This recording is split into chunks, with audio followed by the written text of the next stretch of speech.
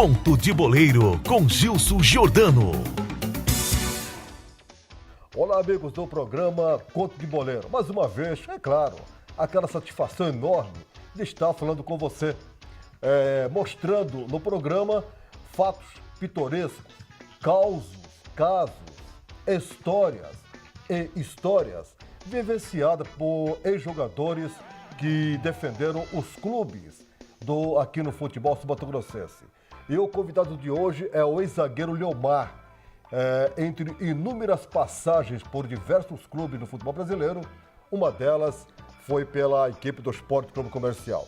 Leomar, primeiramente satisfação tê-lo conosco. Eu, porém, agradecendo também a TV Morena pela sua liberação, mesmo porque você é o comentarista da equipe de esporte da TV Morena e ela gentilmente o liberou para que você pudesse abrilhantar o programa Conto de Boleiro e a satisfação tê-lo conosco. Muito obrigado. Obrigado, eu também agradeço a você pelo convite e a gente espera poder enaltecer, né, esse programa com grandes casos aí, grandes causos, como você mesmo disse, e contar um pouco da vida nossa como jogador, porque a maioria das pessoas acha que é tudo maravilha, que é um mar de rosas, que as coisas ruins quase não acontecem, mas tem muitas coisas ruins e tem coisas engraçadas também, coisas pitorescas que que ficam na memória da gente por um bom tempo, né? Certo. Como foi o início da sua trajetória como jogador de futebol? Eu comecei nas categorias de base do Operário, levado pelo Sebastião Sérgio de Mello, que é o Tião, que todo mundo conhece aí, que sempre teve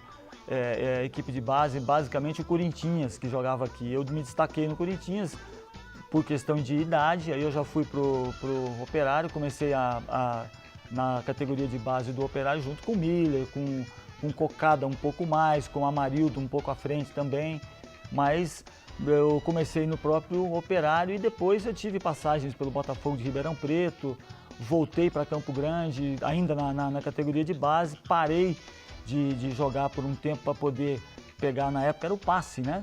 Se o jogador ficasse um ano sem participar, sem ser inscrito por alguma outra equipe, ele poderia se transferir para outra equipe sem ter aquele problema de compra de passe, aquela negociação. E aí eu fui para o comercial, e no comercial sim, que eu segui um pouco mais, segui bem a minha carreira, começou a minha carreira como profissional, passando da categoria de base, passei pela base do comercial, fui campeão na base do comercial também, fui emprestado para o Taverópolis, um time que tinha aqui na época, hoje já não existe mais. Disputei parte do campeonato estadual pelo Taverópolis, depois fiz uma carreira pelo comercial e outras equipes aí.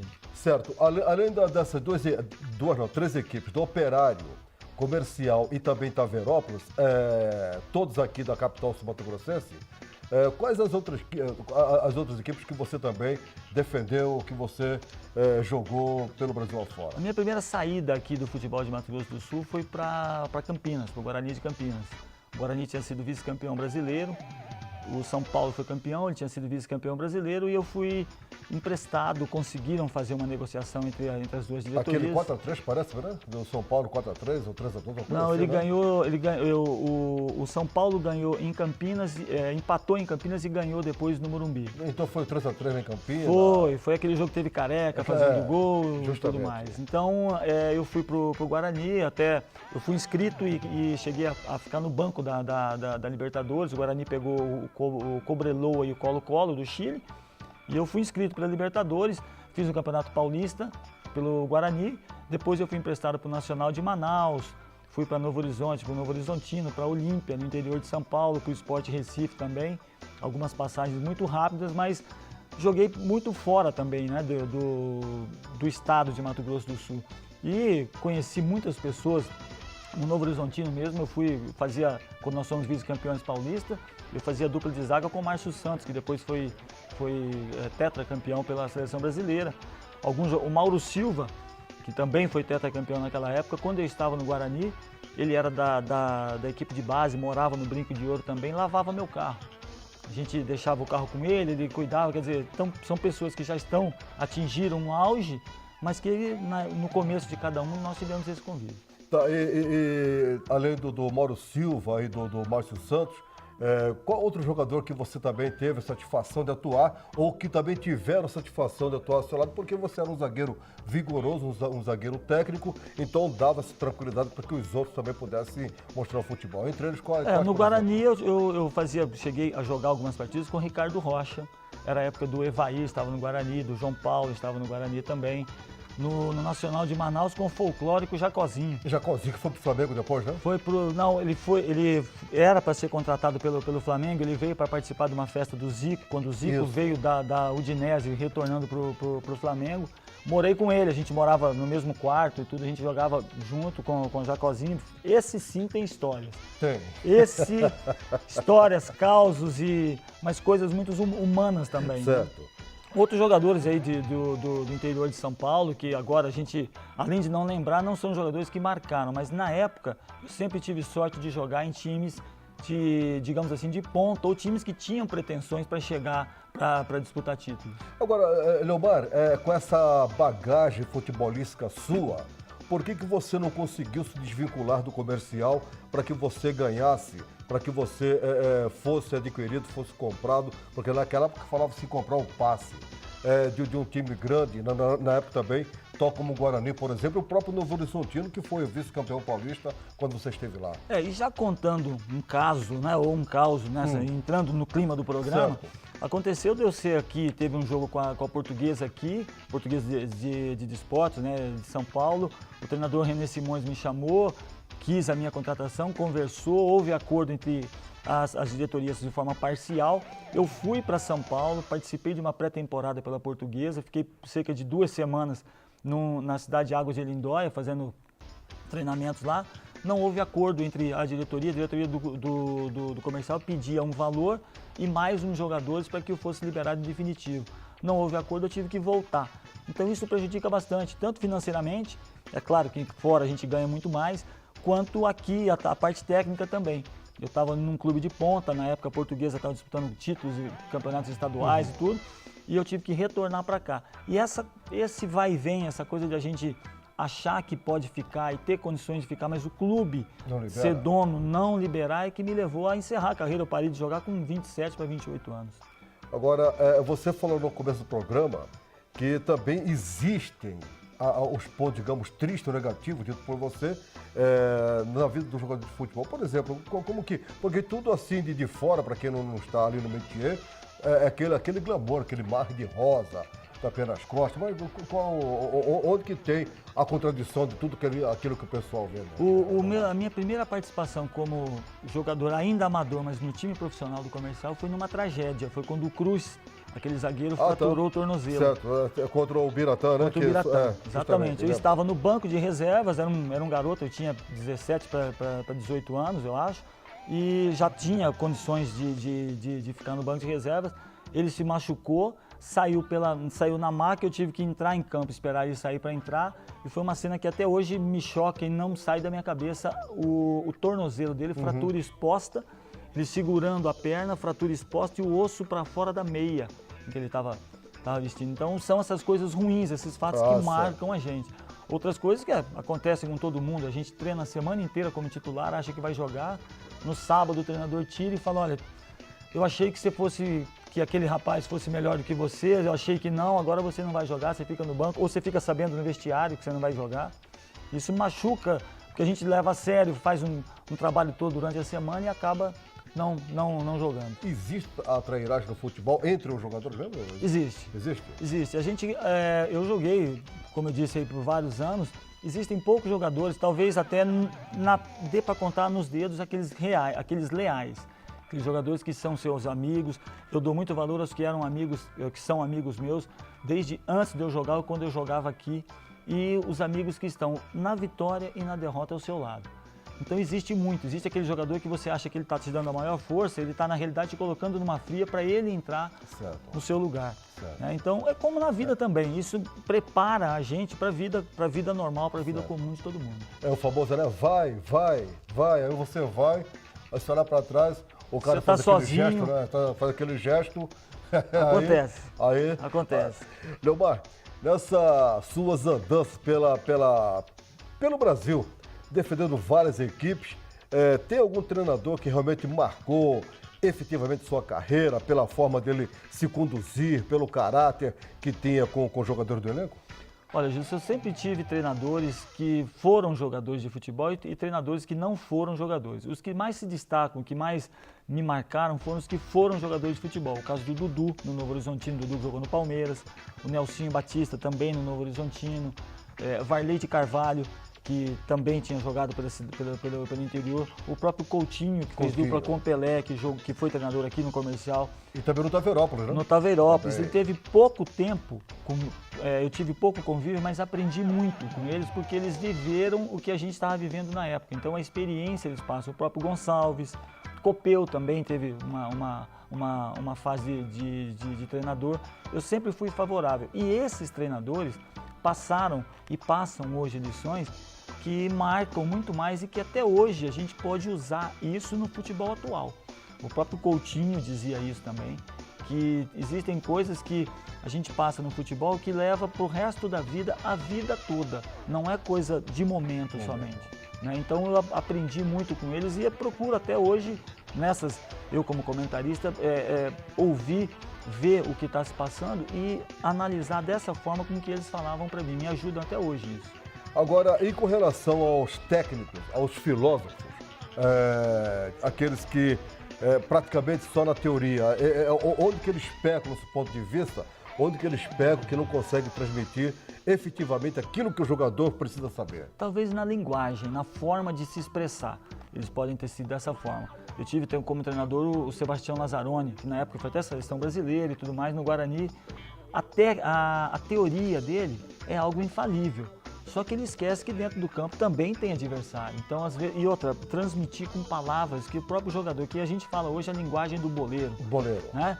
Precisa saber ter o conhecimento suficiente, mas precisa saber expressar isso que ele quer dizer, o que ele quer mostrar para os jogadores de forma, de uma linguagem que todos possam entender mais rápido. Leomar, e agora com relação, que é o enfoque do programa propriamente dito, que são os causos, são os casos, são as histórias e as histórias. Tem alguma boa aí que você vivenciou das concentrações no campo de futebol? Tem, né? Tenho várias. Vou começar por uma aqui do Comercial. Quem não lembra, do Indemburgo, aquele grande goleiro. Indemburgo, quando a gente jogava, ele na entrada do campo, ele olhava para mim, olhava para o lado e falava: hoje você não vai cabecear uma bola, eu vou sair todas.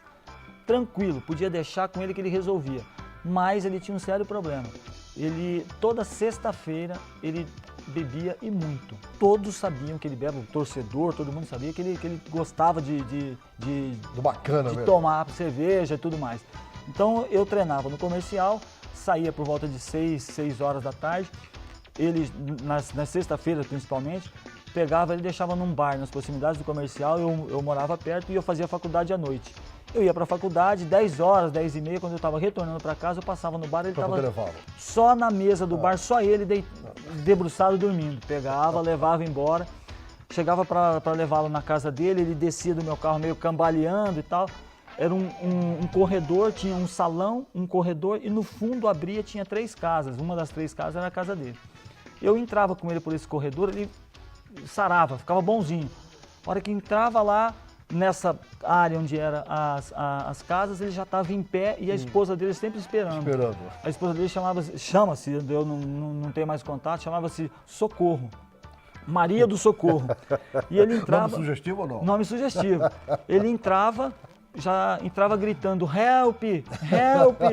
Aí a esposa dele já ficava, já chorava, já batia, já brigava com ele.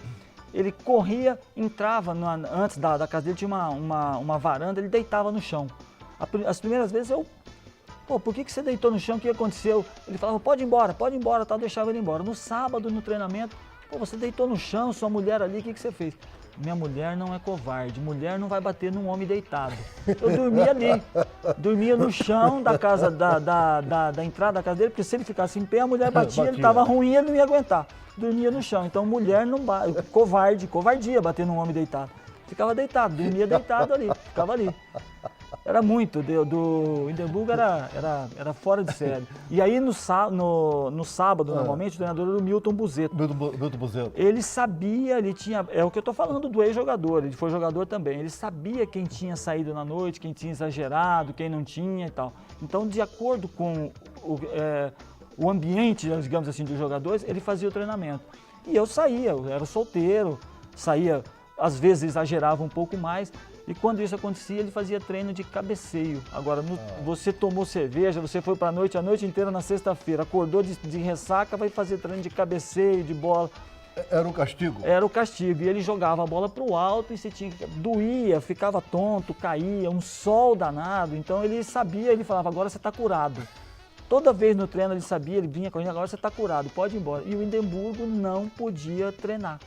Ele só dava umas voltas em volta, porque senão ele passava mal, ele desmaiava e tudo. Só que no domingo era o rei. Era o rei. Fechava o gol. Era o rei. E aquela que você também estava contando nos bastidores, que saiu o Matum, o time concentrado, aí saiu o Matum, foi para a boate.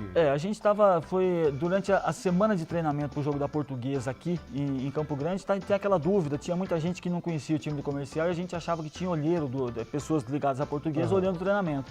Então no treinamento de sexta-feira, que ele iria definir o time, o treinador era o Gonçalves, achou que tinha gente muito estranha vendo os jogos, vendo o treinamento. Então ele deixou alguns jogadores que eram tidos como titular, deixou de fora. No meu caso, o caso do Evandro, que é um volante que é de Antônio João, jogou aqui, depois foi para o Novo Horizontino, o Carlão, um centroavante, e o Marcelo Veiga, um lateral esquerdo que veio para o Campeonato Brasileiro e que depois foi o treinador do Bragantino e tudo. E nós quatro não sabíamos se iríamos jogar ou não, e vamos para a noite. Resolvemos fugir da concentração, combinamos com o rapaz, com o porteiro do hotel. Eu cheguei no meu carro, com a roupa de todo mundo dentro do meu carro, subi e fui pro hotel. Tinha combinado que a partir da meia-noite a gente ia descer, o próprio porteiro do hotel tirou o meu carro, deixou numa rua deserta, desceu um, desceu dois, entrou no carro, nós quatro fomos para a boate do Rádio Clube. Ficamos lá até por volta de 5h30, estava amanhecendo o dia, viemos embora. Tomamos uísque, bebendo com um amigo, com mulheres e tudo mais lá. Quando nós estávamos chegando no hotel, estava amanhecendo o dia, tinha um torcedor muito chato que morava perto do Comercial, era fazendeiro, sentado na recepção do hotel esperando abrir o hotel para ele tomar café da manhã. E entra nós quatro, fazendo meio que algazarra, meio ruim e tal. Subimos para o quarto, ele viu, nós subimos para o quarto e fomos dormir. Antes da preleção, o treinador, o Gonçalves, desceu com todo mundo. Pô, o jogador foi para a noite, e agora precisamos ganhar o jogo, vocês são titular, como é que nós vamos fazer? Mas a gente sabia, tinha um grupo que todo mundo sabia onde cada um estava, todo mundo, não tinha santo, né? E aí sentamos lá, só os jogadores, tiramos todo mundo, só os jogadores. Gente, nós temos que vencer esse jogo, porque senão vão descobrir todo o nosso segredo. E se perdemos, esses quatro vão ser mandados embora, acabou a carreira, né? Então vamos ganhar, vamos ganhar, vamos ganhar. Ganhamos de 1-0. Gol do Carlão, centroavante, o Evandro foi escolhido melhor em campo e acabou o jogo. O René Simões, treinador da Portuguesa, me convidou para, junto com a diretoria da Portuguesa, formalizar a minha contratação para a Portuguesa. Quer dizer, fez um bem. Isso aí porque a gente se esforçou mais do que a gente tinha que fazer, né? E ninguém ficou sabendo a não ser os jogadores. Um dos que estava encabeçando era o Vidotti, que veio do Corinthians, que é o pai do Paulo Vitor, o goleiro do Flamengo. O Vidotti é que encabeçou isso. Olha, nós temos que jogar porque eu saio, todo mundo sai. Se for culpado os quatro, não tem. Então fugia-se da concentração, fazia-se as coisas erradas dentro da própria concentração. Isso não vai acabar nunca. Não vai acabar nunca. Não. Por exemplo, que tipo de coisa errada que era feita na concentração? Levavam bebida. É mesmo? Tinha alguns que... Existem pessoas que têm o vício e levavam bebida, porque a gente sobe com roupas, com sacolas, e tudo sobe e vai para o seu quarto. É claro que nos grandes hotéis tinha-se toda a bebida do frigobar e tal. E tem jogador que sente a falta disso, né? E aí ele pega e leva na própria bagagem dele, leva a bebida, leva e traz e pronto, acabou. Isso tem. Fuga para ir nos quartos onde tem mulheres, nos hotéis, existem muito. Isso eu vi no Guarani de Campinas. Ficávamos em hotel melhor, com qualidade melhor. Tinha algumas hóspedes já em alguns quartos. Tudo armado? Já? Às vezes armado. Às vezes armado. Tinha alguns jogadores que levavam namoradas, hospedavam no hotel, não falava para ninguém. Na calada da noite saía e ia para lá. E tinha outros que não, que a gente ficava no saguão do hotel, chamava atenção e tal, e via algumas hóspedes, já queria fugir. Isso acontece muito. Você jogou ao lado do Edson Charuto? Joguei, do Edson aqui. Aqui. Muito. O Edson comprava carro pelo som, não pelo som do carro. naquela época o jogador ganhava-se bem e tinha condições de fazer isso. Então todo começo de ano, os garagistas ali da Bandeirantes, naquela região, levava carro para os jogadores, sabiam que eles recebiam dinheiro por ali, né, naquela época, para fazer o contrato. E o Edson gostava muito de trocar de carro e tudo mais, mas ele não sabia olhar a mecânica do carro, o estado do carro. O cara levava um carro para ele que já tinha todo batido, todo deformado, mas com som, com um CD bom, som potente, ele comprava. Ele comprou um carro com um som maravilhoso, em 2 semanas fundiu o motor do carro. Aí ele queria trocar o carro, mas queria que o cara passasse o som para o outro carro. Ele comprava o som do carro, na realidade, entendeu? Ele era fora, e ele ia a pé, ele ia de bicicleta, mas o som do carro dele tinha que estar bom. Ele comprava o carro pelo som. Além do Edson Charuto, qual foi outra figuraça que você também aqui no comercial, você teve o prazer de jogar, de treinar? Aqui eu aprendi demais com Paulo Marcos, aquele grande zagueiro, e com Joãozinho, um outro lateral que veio da Portuguesa também, um lateral direito, ele veio numa transação que a Portuguesa fez. Esse Joãozinho, ele era assim, amigo de todo mundo e ele se dava muito em relação, ele defendia muito os amigos. Teve um comerário aqui em que o Marcinho, do Operário, deu uma chegada durante o jogo no Evandro. E o Joãozinho foi defender, porque o Marcinho, além de fazer a falta, pisou no pé do Evandro. E o Joãozinho chegou para defender, para empurrar. Ele era um português baixinho, invocado, muito chato. Mas gente boa para defender todo mundo e tal. E começou a discutir com ele, e veio o Osmir. Você lembra do Osmir? Bem moreno, bem grande também. Entrou na discussão também, o Osmir deu uma cabeçada no Marcinho e quebrou o nariz do Marcinho. E o Joãozinho enfiou, ao invés de separar e tal, apertou mais, ele enfiou a mão, passou a mão. Então, ficaram os dois lá, ficou essa rusga aí. Passou uns 2 ou 3 anos depois, o Osmir foi jogar no Operário. E era o Osmir companheiro do Marcinho. Então você vê como é que vai fazer, ele quebrou o nariz, e na outra vez foi jogar, e aí jogaram os dois contra o Joãozinho pelo comercial. Entendeu? Então são fatos assim, a gente encontra um jogador num lugar e depois você vai jogar com ele ou contra ele em outro lugar totalmente diferente. É o caso também, eu tive com o Jacozinho. A gente estava conversando aqui também. O Jacozinho era extremamente humanitário. Ele era ídolo, ele veio participar de um jogo que o Zico, quando voltou da Udinese para o Flamengo, e o Maradona estava no jogo também. O Márcio Canuto conseguiu colocar o Jacozinho lá, e ele entrou, fez um gol e arrebentou com o jogo, roubou a festa. E aí ficou famoso, conseguiu o contrato e tal. Eu estava no Nacional de Manaus, estava com ele também. E ele é muito humanitário, ele não consegue ver uma criança, por exemplo, chorando, pedindo comida. E em Manaus, em toda a cidade, tem isso. E as crianças às vezes abusam, sempre tem um outro adulto por trás, alguma coisa assim. E ele tomava esse cuidado. A gente saía para treinar, ia de ônibus, ou ia a pé, ou passava pela cidade andando, as crianças iam atrás dele gritando o nome dele. E aquilo empolgava ele. Jacozinho, Jacozinho, ele empolgava. Aí ele olhava, cadê seu pai? Cadê sua mãe? Ah, eu não tenho, tal, vem para cá. Ele chegou a colocar 10 crianças num restaurante e pagar comida, porque não tinha. Entendeu? Então ele era assim, ele não conseguia ver. E bebia muito também. Então eu morava no mesmo quarto que ele, num hotel, dividia o quarto com ele, saía depois de jogos e tudo mais à noite. Ah, eu vou, você vai me levar para casa. Não, nós estamos juntos, eu vou junto com você, vamos embora. Ele tomava cerveja, vinha, para não vir cambaleando, vir ruim na rua, ele montava nas minhas costas. E ele é pequenininho, baixinho, eu grande, eu levava ele assim por 2, 3 quadras lá. Eu chegava no hotel, não, tá legal, tá, para ninguém vê-lo meio ruim, né? E aí dentro de campo ele matava também, jogava muito, corria, fazia as coisas muito pela gente, mas era dessa forma. Leomar, infelizmente, como você bem sabe, você bem trabalha na televisão, o nosso tempo é curto. Mas com certeza não faltará outra ocasião para que você possa voltar aqui à TVE e, consequentemente, contar mais fatos pitorescos, tais como esse que você contou, que com certeza enriquecerá muito o programa e além de divertir o amigo telespectador, que esse é a ideia inicial do programa Conde Boleiro. Muito obrigado pela sua participação e espero que você tenha gostado também do programa. Claro, é sempre bom a gente relembrar, estou à sua disposição, é um prazer contar esses casos aí, depois a gente, se tiver outra oportunidade, contar as coisas ruins, para quem a gente passar essa experiência que a gente tem ou que já viveu, para as pessoas que não é só o lado bom, tem o lado bom, o lado pitoresco, mas tem muita coisa também de sofrimento, lado ruim, de dor e tudo mais, mas é sempre bom estar aqui, muito obrigado pelo convite. Tá legal. Esse foi o programa Conto de Boleiro. E o entrevistado de hoje foi o ex-zagueiro Leomar, hoje comentarista da TV Morena. A todos vocês, muito obrigado e até a próxima oportunidade, amigo telespectador.